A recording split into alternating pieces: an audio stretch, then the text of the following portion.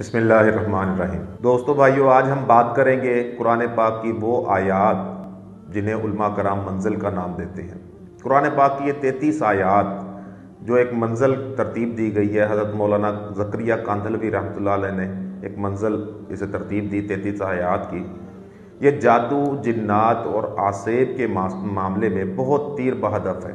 इसका ना सिर्फ दीनी और दुनियावी बहुत ज़्यादा फ़ायदा है, बल्कि इंसान की ज़िंदगी में इसके बहुत ज़्यादा ज़रूर असर हैं। इन आयात को पढ़ना, दम करना, तावीज़ बनाकर बांधना, सभी के बेशुमार फ़ायदे हैं और इंसान की बहुत सारी दुनियावी मुश्किलात भी आसान हो जाती हैं इन आयात की बरकत से।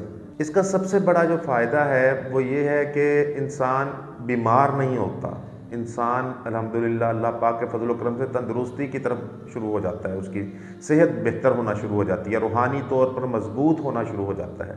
घर में छींटे लगाएं, जो पानी हमने दम किया हुआ है रोज़ाना अगर हम इसका मामूल बना लें तो घर के अंदर खैर व बरकत आना शुरू हो जाती है, खैर व बरकत के दरवाजे खुल जाते हैं।